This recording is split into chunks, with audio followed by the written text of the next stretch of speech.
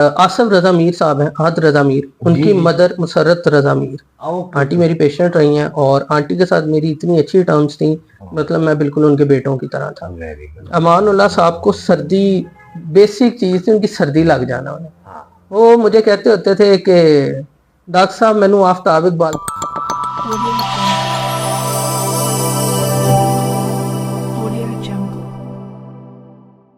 अस्सलाम वालेकुम जी, मैं हूँ सब कैफी और आप देख रहे हैं कैफीज़म। ख़वातीन और हज़रात, आपने मेरे इस चैनल पे बहुत सी सेलिब्रिटीज़ का इंटरव्यू देखा है और मुझे देख भी रहे हैं। मैं ये चाह रहा था कि कुछ ऐसे लोगों के भी इंटरव्यूज़ किए जाएं जो हमारे मुल्क की बड़ी खिदमत कर रहे हैं और बड़ा अच्छा काम कर रहे हैं। आज के जो मेरे मेहमान हैं वो उनमें से एक ही हैं। यंग फिजियोथेरेपिस्ट हैं और मैं उनको इसलिए भी जानता हूँ कि हमारे सीनियर एक्टर अमानुल्लाह साहब, उनकी भी जो फिजियोथेरेपी होती तो इन्होंने ही की थी। मेरे बड़े पुराने दोस्त भी हैं, हम एक ही मोहल्ले में भी रहे हुए हैं। तो आज हमारे साथ मौजूद हैं जी डॉक्टर हसनैन मुर्तज़ा साहब। सर कैसे हैं आप? अल्लाह का शुक्र है सद भाई, आप कैसे हैं? अल्हम्दुलिल्लाह भाई। हसनैन साहब, मुझे बताइए कैसे आपने सोचा कि मैं फिजियोथेरेपिस्ट बनूंगा या मैं इसी फील्ड में आऊंगा? अगर मेडिसिन में आप क्यों नहीं आए, सर्जन क्यों नहीं बने?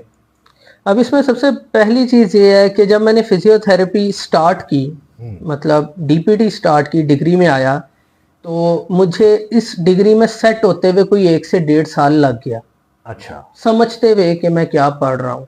सही। और ये जो आने वाले हमारे डॉक्टर्स हैं या हमारे बच्चे हैं जो आगे एडमिशन ले रहे हैं, उनके लिए भी ये चीज़ मैं कहना चाहता हूँ कि डीपीटी अगर आप करते हैं ना, तो आपको अगर लगता है कि आपका कोई फ्यूचर नहीं है, तो आप बिल्कुल गलत सोच रहे हैं। डीपीटी एक ऐसा फील्ड है, फिजियोथेरेपी एक ऐसा फील्ड है, इसमें आपका फ्यूचर बड़ा सिक्योर है।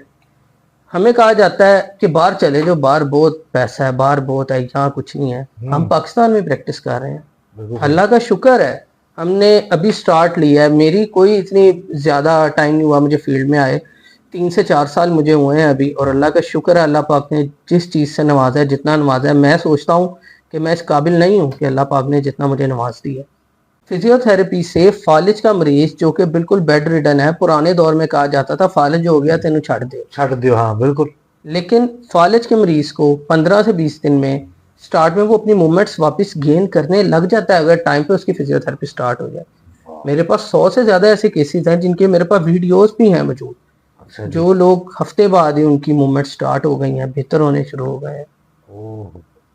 अब जिस तरह अमानुल्लाह साहब की हम बात करें, अमानुल्लाह साहब को सर्दी, बेसिक चीज़ थी उनकी, सर्दी लग जाना उन्हें। हाँ। वो मुझे कहते होते थे कि डॉक्टर साहब मैनू आफ्ताब इकबाल दा सेट लै गया, उत्थे बड़ी ठंड होती है। हाँ। तो उसके बाद उनकी चेस्ट इन्फेक्शन बहुत ज़्यादा थी, मल्टीपल उनके इश्यूज थे, issues चीज़ें काफी थे। उनकी कवर नहीं हो सकती थी, बेड रिडन थे काफ़ी, जिसको कहते हैं एंड टाइम तक एक इंसान जो उम्मीद नहीं हारता, हिम्मत नहीं हारता, वो इस तरह के इंसान थे। नहीं जी, क्या बात है मान साहब की। उस दौरान आपके साथ भी मुलाकात, टीपू जो उनका बेटा है, बिल्कुल, अदनान भाई के साथ अदनान टीपू, जो बिल्कुल वो बिल्कुल मुझे यूके भी मुलाकात हुई थी, यूके चले गए वो, सही सही तो उनके साथ भी जिक्र हुआ था आपका। सही सही। यार अब तक को मुझे बताएं, कोई ऐसा कोई पेशेंट आपके पास आया और जिसको देख के आप खुद थोड़ा सा, होता है डॉक्टर्स कहते हैं डॉक्टर्स इमोशनल नहीं होता, मैं देखता कोई ऐसा लम्हा आया आपके जब आप थोड़े इमोशनल हो गए, यार मैं, यार ये एक बच्चा है या बुजुर्ग है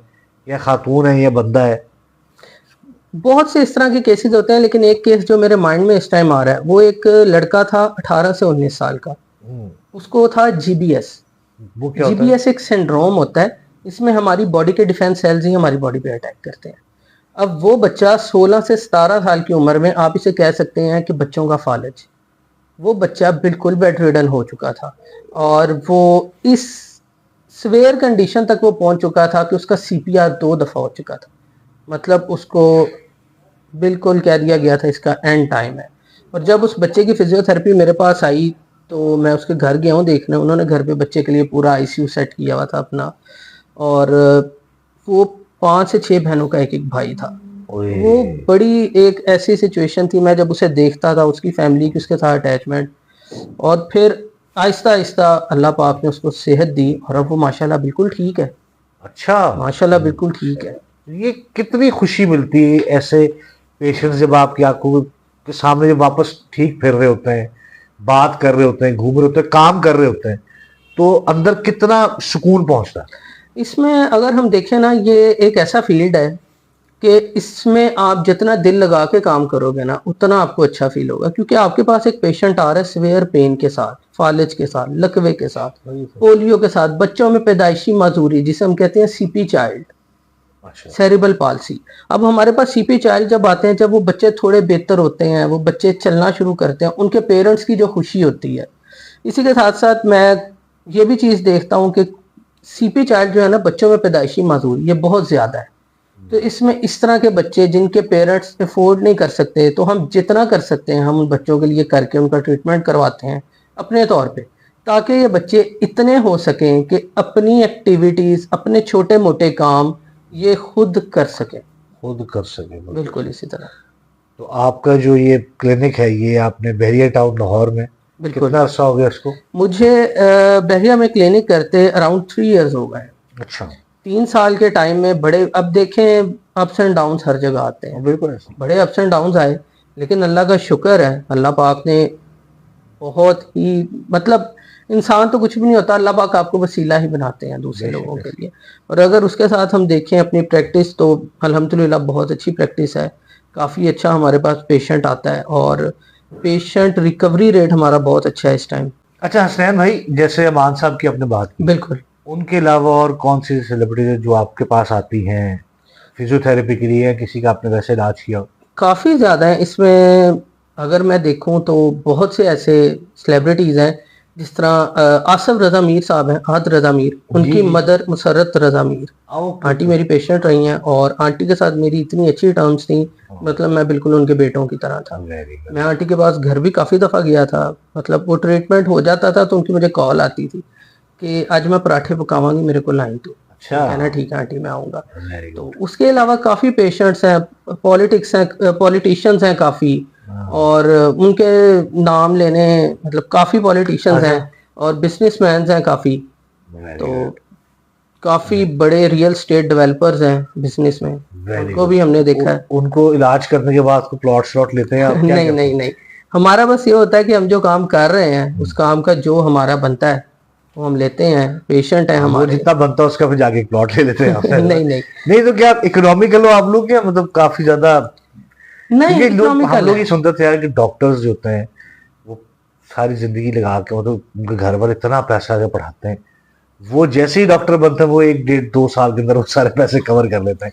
ये कई लोगों ने ये बातें बनाई नहीं, तो नहीं, थोड़े मैं बताएं। कहता हूँ किसी हद तक ये बात ठीक भी है कुछ लोगों को लेके, सही। लेकिन उन लोगों का फ्यूचर को इतना लॉन्ग नहीं होता, मतलब वो बड़ी थोड़ी रेस के खिलाड़ी होते हैं।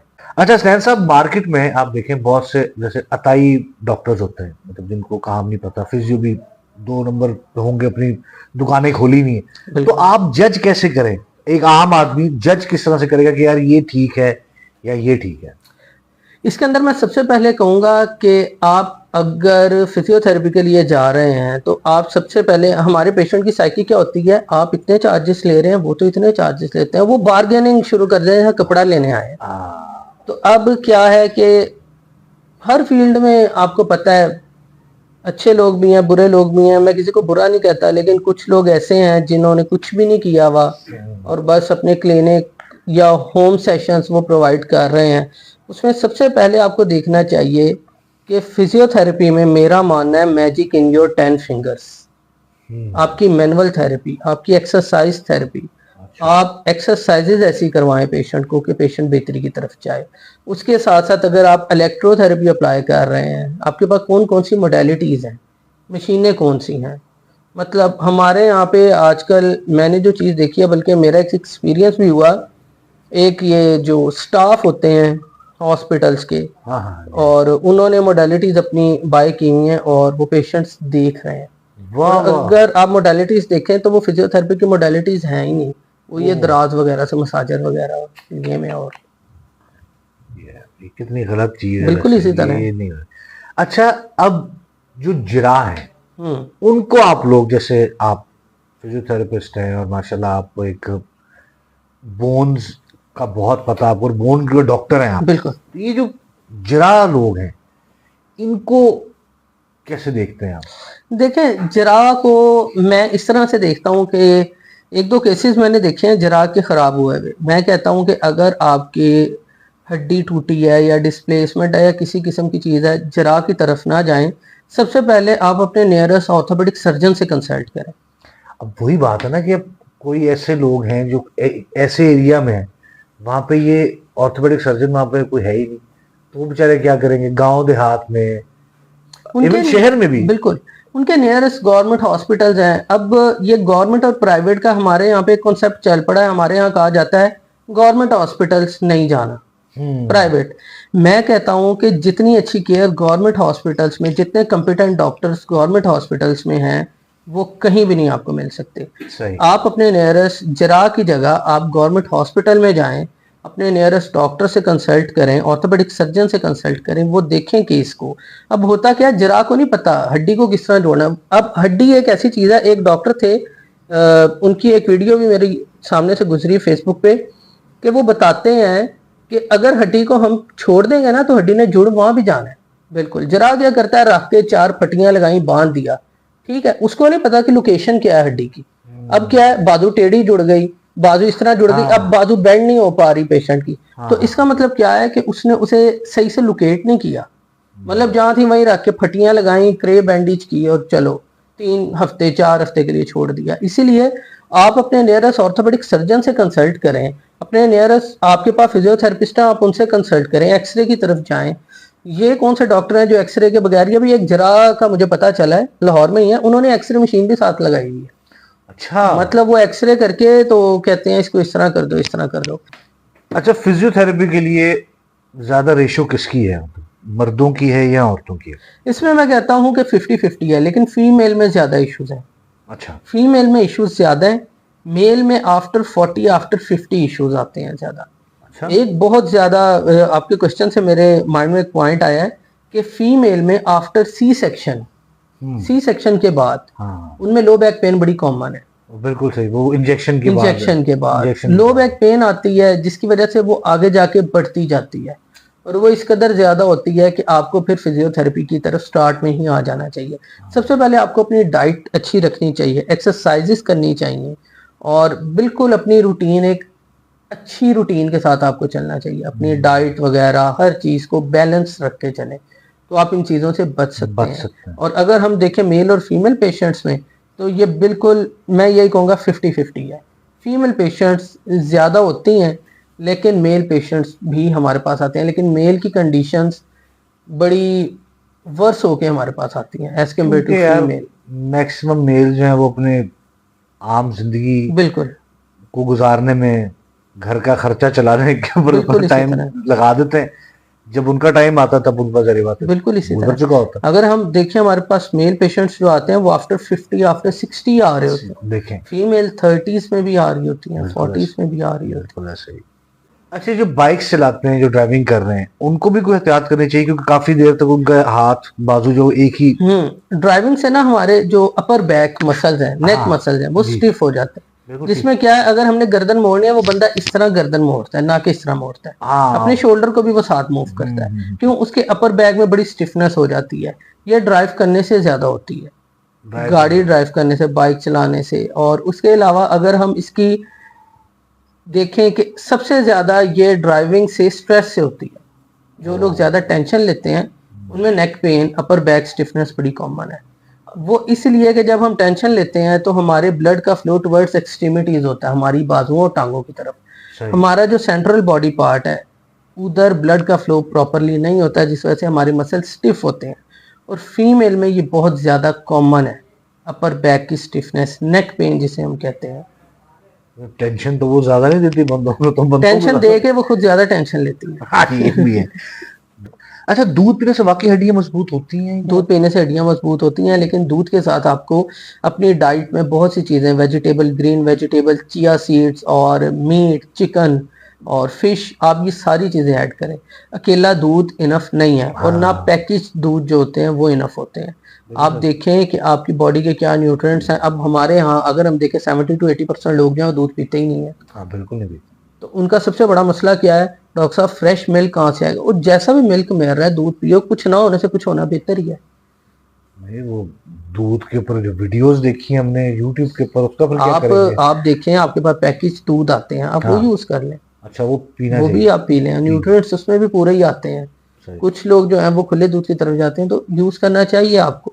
जरूरी नहीं है कि हर जगह ही दूध में मिलावट है। अगर हमारे यहाँ कॉन्सेप्ट है दूध पे अगर वो मलाई नहीं आ रही, मलाई नहीं आ रही, तो दूध सही है ही नहीं। यार मलाई वाले दूध भी देखे मैंने 2 नंबर, तो वो बनते हैं यहाँ पे वॉशिंग मशीन में बनते वॉशिंग हैं मशीन में। सर्फ डाल के। बहरहाल, बिल्कुल। अच्छा जी, कायरोप्रैक्टिक जो है हाँ, ये भी फिजियोथेरेपी की ही फॉर्म है जो? अगर मैं कहूँ तो ये नहीं है फिजियोथेरेपी की फॉर्म, ठीक है। अच्छा। फिजियोथेरेपी में मैनिपुलेशन आती है, ओके। वो भी काइंड ऑफ कायरो आप कह सकते हैं, लेकिन मैनिपुलेशन एक अलग चीज़ है, कायरो एक अलग चीज़ है। कायरो जो लोग करते हैं वो डीसी डॉक्टर ऑफ कायरो करके आते हैं। ओके। और अगर पाकिस्तान में मैं देखूं बहुत से लोग हैं जो कायरोप्रैक्टिक एडजस्टमेंट्स कर रहे हैं, लेकिन मैं कहूँगा कि इसके लिए बेस्ट यही है कि आप किसी अच्छे से अच्छे कायरोप्रैक्टर से कंसल्ट करें। क्यों? क्योंकि इसमें 1-2 दिन के डिप्लोमा से आप चीज़ें नहीं सीख सकते। इसके लिए आपको 6 मंथ का या 1 ईयर का, 2 इयर्स का डिप्लोमा या बैचलर डिग्री जो लोग बाहर से करके आते हैं, पाकिस्तान में हैं कुछ लोग जो बहुत अच्छी एडजस्टमेंट कर रहे हैं, लेकिन ज़्यादातर वो हैं जिन्होंने यूट्यूब से 1-2 दिन के कोर्सेज हाँ। करके तो अपने नाम के साथ लिखा हुआ है। अच्छा, उससे आपकी बोन्स जो है वो कमजोर होती हैं? अगर आप सही कायरोप्रैक्टिक एडजस्टमेंट करवाते हैं तो ये इशू नहीं आता। मतलब हमारे यहाँ पे अगर पटाखा निकल आया तो समझो सही हुआ है। हाँ। लेकिन क्या है, इससे आपके मसाइल बढ़ भी सकते हैं, क्योंकि जो कर रहा है उसका भी एम यही है कि मैंने पटाखे निकालने हैं बस। उसको कोई बायोमैकेनिक्स का नहीं पता, किसी चीज़ का नहीं पता क्या चीज़ कैसे है, बस उसको है आवाज़ आनी चाहिए। हमारे यहाँ पे बहुत बड़ा ये हमारा फॉल्ट है, हम अपना काम छोड़ के दूसरों के काम में इंटरेस्ट लेते हैं, जामे की तरफ जाते हैं, हालांकि वो बैचलर ऑफ ईस्टर्न मेडिसिन जिसने किया हुआ है उसका काम है, उसका काम हम लोग उसकी तरफ जाते हैं, उसकी तरफ जो हमारा अपना काम है वो नहीं हमने करना। वो नहीं करना। अच्छा, फिजियोथेरेपी से आपकी डिप्रेशन भी दूर होती है? बिल्कुल, इसमें इस तरह से है कि जब आप फिजिकल एक्टिविटीज की तरफ आते हैं, आपको स्वेटिंग होती है, आपकी बॉडी रिलैक्स फील करती है, आपका स्ट्रेस लेवल बहुत कम होता है। अगर हम बिल्कुल अपनी एक्टिविटीज छोड़ दें, घर में बैठे रहें, आजकल बड़ा कॉमन है हमारे यहाँ पे ये ओसीडी के पेशेंट बहुत ज्यादा देखने को मिलते हैं। हाँ। OCD is obsessive compulsive disorder, बिल्कुल ऐसे। जिसे अब इसकी बहुत सी ऐसी फॉर्म्स हैं। मतलब ये ऐसी बीमारी है, जब मैं इसके पेशेंट्स देखता हूँ तो जिसको कहते हैं ना गुस्सा आना, मुझे गुस्सा भी आता है कि ये मेरे अकॉर्डिंग अगर मैं देखूँ ना, ये अमीरों की बीमारी है, गरीब आदमी में मैंने नहीं देखी ओसीडी। अच्छा जी। अब उनके सिम्टम्स क्या होते हैं? बार बार हाथ को धोना, हाँ। कपड़ों को साफ रखना, बेडशीट के ऊपर बिल्कुल कोई चीज ना हो उसको साफ रखना, मतलब सफाई एक्सट्रीम की, इतनी सफाई के बीमारियों की तरफ ले जाना अपने आप। हाँ बिल्कुल सही। ये जब ज्यादा साफ रहने वाले भी बीमार हो जाते हैं।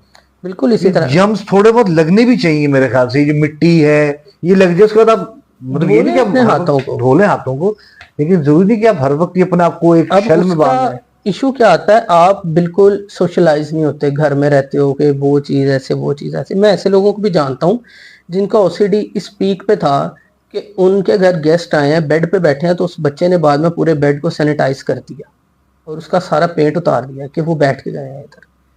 इस कदर पीक ओसीडी का। और सोशलाइज होने से इतना डरते हैं कि वो एंग्जाइटी डिप्रेशन की तरफ चले जाते हैं, और फिर आगे उनकी जो फैमिली है वो भी इस चीज़ से सफ़र करती है, सब लोग सफ़र करते हैं। मतलब मल्टीपल केसेस हैं इस तरह के देखने को हमें मिलता है। जाते हुए मुझे अब ये बताएं कि ये जॉइंट प्लस आपने एक ऑयल भी बनाया है, ये क्या चीज़ है जी? इसके बारे में थोड़ा सा बताइए। अच्छा, ये इस तरह से है, जॉइंट प्लस ऑयल मैंने खुद इसे यूज़ किया था तो मुझे बड़ा अच्छा इसका रिजल्ट मिला। मैंने फिर अपने पेशेंट्स को भी ये रिकमेंड करना शुरू किया, तो मेरी तरफ से ये हाईली रिकमेंडेड है पेशेंट्स को कि अगर किसी के हड्डियों जोड़ों पट्टों के मसले हैं या नी पेन है, शोल्डर पेन है, स्टिफनेस है, तो मैं ये सजेस्ट करता हूँ पेशेंट्स को आप ये जॉइंट प्लस यूज़ करें। आपके लिए और भी बहुत सारे ऑयल हैं, या उसके लिए बड़ी अच्छी चीज़ एक आम सी जो इजीली मिल जाती है, आप ऑलिव ऑयल लें। अच्छा। जैतून के तेल में थोड़ी सी वोल्ट्रॉल जेल लें, वोल्ट्रॉल जेल आती है, उसको मिक्स करके आप जॉइंट्स पे अप्लाई कर सकते हैं। अगर आप दूर दराज के एरिया से हैं, आपके नियरेस्ट इजीली वोल्ट्रॉल मिल जाती है 2%, उसको ऑलिव ऑयल में मिक्स करके आप अप्लाई करें। तो आपको मसाज अपनी रूटीन में ऐड करना चाहिए, क्योंकि डॉक्टर्स क्या हैं आपको मसाज से समटाइम रोकते हैं। कुछ कंडीशन में रोकना चाहिए, लेकिन मैं अपने पेशेंट्स को सजेस्ट करता हूँ आपको मसाज करना चाहिए। बहुत सी ऐसी कंडीशन है, पेशेंट आते हैं डॉक्टर साहब, अब बड़े पेशेंट ये कह के जाते हैं डॉक्टर साहब वो डॉक्टर तो कह रहे थे मसाज नहीं करना, मैं कहता हूँ आप मसाज करें तो सही।